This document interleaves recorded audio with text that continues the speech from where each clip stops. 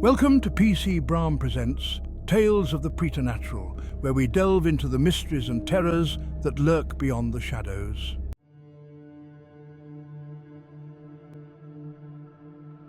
The library is dimly lit and filled with towering shelves of ancient books. The air is thick with dust, and a soft glow from nearby candles casts shadows along the walls. Lily sits at a large, weathered wooden table, leaning over the old book she's been studying. Her auburn hair falls over her shoulder as she reads intently, and her eyes widen as she uncovers more details of the book's disturbing contents. For days, this book has drawn me in, pulling me deeper with each page. Every passage reveals another layer to the shadows around Marcus's death, and the term that keeps appearing, Zersetzung, feels darker than I could have imagined.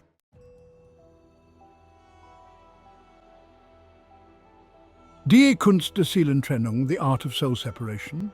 Beneath the title are faded illustrations of symbols and ancient runes. The art of soul separation.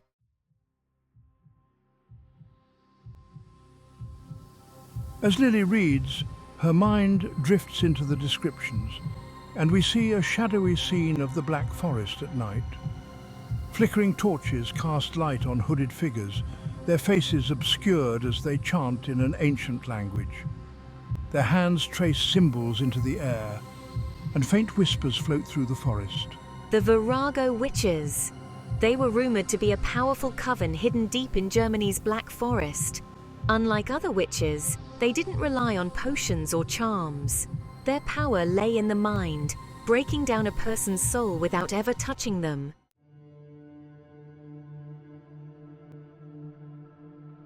The witches stand in a circle, chanting as they perform Die Seelentrennung, the soul splitting. An isolated figure in the center of the circle begins to break down emotionally, clutching his head as his reality crumbles. The witches watch with detached fascination, their faces shadowed but their eyes glowing faintly in the firelight.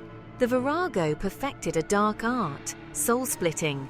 They could isolate, manipulate, and fragment a person's mind until they believed they were losing themselves. The victim's family, friends, even their own sense of reality. It all slipped away.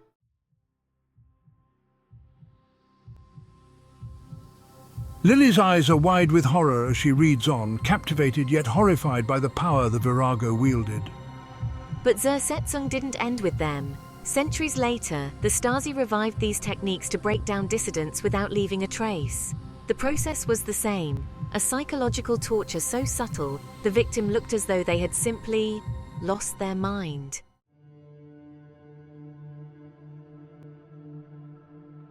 Images flash of East German operatives observing citizens, isolating them from loved ones, sowing paranoia and doubt through manipulation. Documents are stamped with the word Zersetzung, and faces of victims appear, hollow-eyed, trapped in their own torment. East Germany perfected Zersetzung, using it to dismantle anyone who posed a threat to their control. They would isolate the victim, turn friends against them, manipulate every part of their life until they were completely alone. Lily turns the page to see a new section of the book, detailing Zersetzung's journey to America.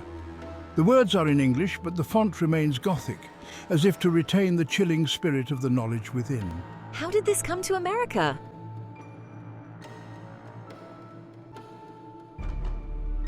We see scenes of German immigrants arriving in the New World. Some carry books and relics from their homeland, whispering to each other in hushed tones. We glimpse secret meetings where knowledge of Zersetzung is passed down, cloaked in secrecy.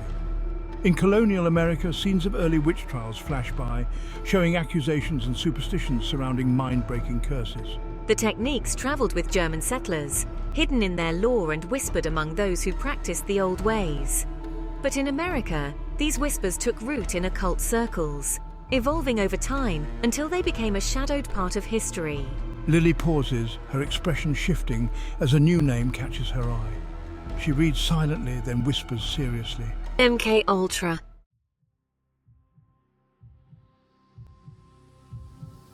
Scenes appear of MKUltra experiments in dimly lit laboratories.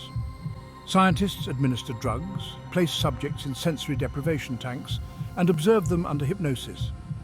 The subjects look disoriented, isolated, and fearful, as psychological torment is inflicted under the guise of research. The CIA discovered Zersetzung through defectors and documents, recognizing its potential in the Cold War. They saw it as a way to break minds without leaving evidence, a tool for control and manipulation. Zersetzung became one of the darkest experiments in mind control, woven into their MKUltra project.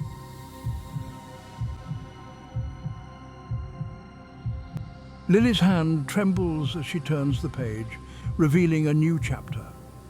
The title reads, Cold War Secrets, Astral Warfare and the Manipulation of Minds. Her brows furrow as she skims the lines, and her expression shifts from curiosity to growing horror. There's more here than I expected. The US government didn't just take the techniques of Zersetzung, they expanded it, fusing it with experiments in astral projection, turning mental warfare into something even darker.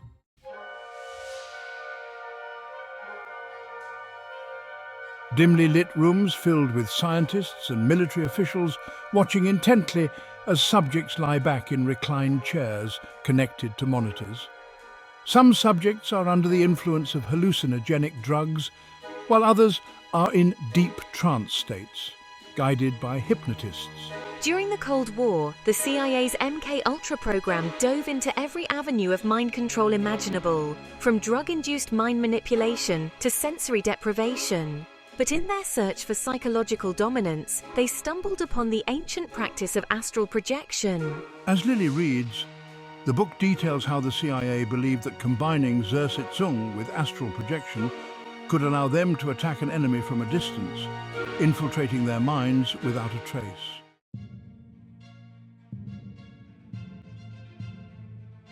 The scene shifts to a stark, dimly lit room where a man lies motionless, his body relaxed, eyes closed, but his mind racing.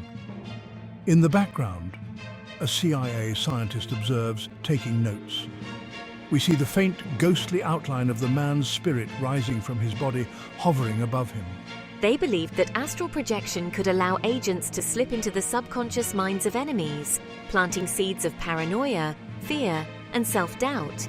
Psychic Zersetzung inflicted from a distance. They called it astral warfare, a new frontier in psychological attack.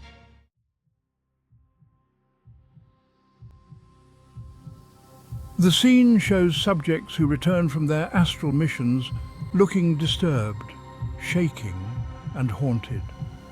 One man, who has just come back from an astral state, stares into a mirror, his eyes hollow, as though a part of him has not returned. Subjects reported horrifying experiences, feelings of being lost, trapped between worlds, or haunted by shadows they couldn't escape.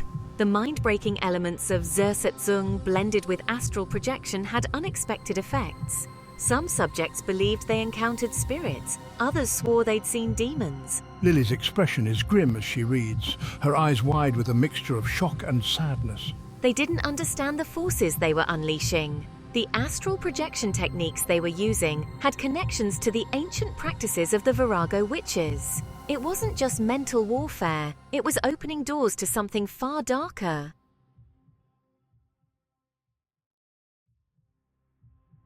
Images flash of the Virago witches chanting and performing their soul-separating rituals in the Black Forest. A shadowy figure in the background, cloaked in darkness, seems to watch the ritual, its form mirroring the lost astral projections from the Cold War experiments. The Virago had always warned that these rituals came at a price. Astral projection and soul manipulation were said to attract dark entities, spirits that fed off fractured souls. The CIA's experiments in their search for control had resurrected these ancient forces, inviting them to America. Lily flips the page to find a section with reports from those involved in MKUltra, detailing the disturbing results of their astral missions. The words mental collapse and permanent psychosis are stamped in red. Some of the CIA's own agents couldn't escape the nightmares. They experienced endless cycles of despair and hallucination. Many ended up in psychiatric hospitals, trapped in the very mind-altering state they had tried to inflict on others.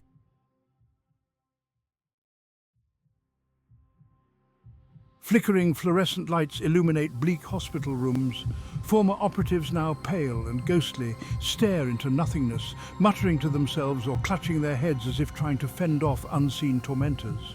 They thought they could control it, but this power wasn't meant to be harnessed by anyone.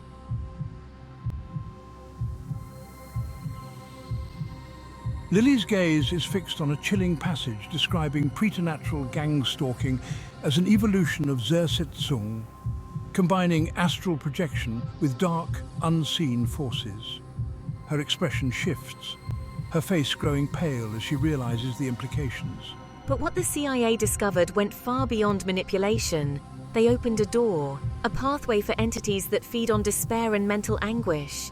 Entities that weren't just shadows, they were something else. Lily flips the page, revealing a diagram showing a person surrounded by faint, shadowy figures labeled preternatural entities.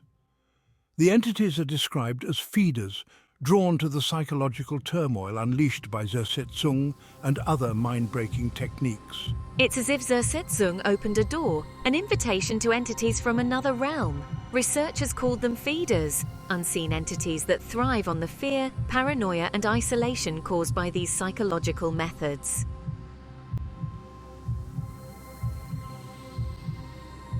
The screen shifts to a dark, foreboding scene. People sit alone in dimly lit rooms, glancing nervously around as faint, shadowy figures hover in the background, just beyond the edges of light.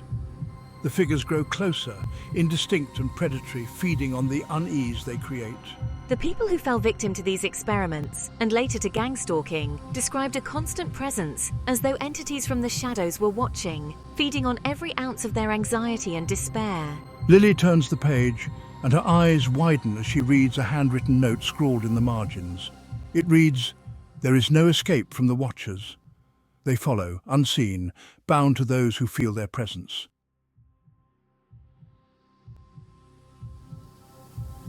Faint, shadowy figures hover around the edges of the scene, almost invisible, moving closer as the individuals grow more anxious and fearful. From the fragments in this book, it's clear that these techniques didn't just break people's minds. They summoned something. Invisible watchers, shadows that fed on paranoia and despair. Lily turns the page to find a section with a description of feeders. Preternatural entities drawn to the psychological destruction left by Zersetzung. There are sketches of shadowy figures, their forms distorted and sinister, hovering around broken, vulnerable souls. The scene shifts to modern times. People walk down city streets feeling the weight of unseen eyes upon them. At home, they glance over their shoulders, feeling the presence of shadowy figures watching, tormenting them. These figures almost materialize in some scenes, but vanish when glanced at directly. Over time, these entities adapted, attaching themselves to those already broken or vulnerable. People called it gangstalking. But it wasn't just human harassment. It was a haunting by unseen forces. Lily takes a deep breath, closing the book with finality. Her face is set with determination.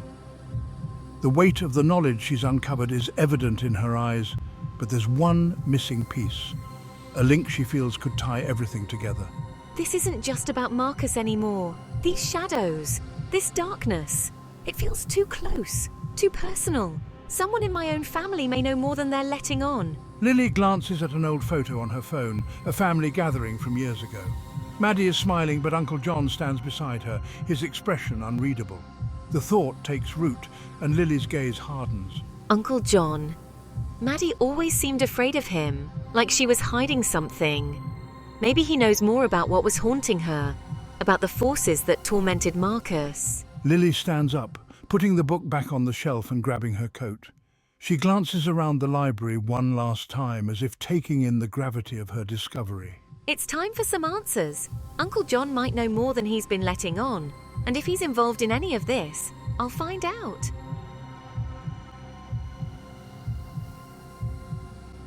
Uncle John appears in his dark, cluttered study, holding the same book Lily has been reading. His expression is dark and intense, his fingers brushing over the same disturbing passages. He's enraptured, entranced by the forbidden knowledge, and we see a slight, sinister smile cross his face as he absorbs the power the text promises.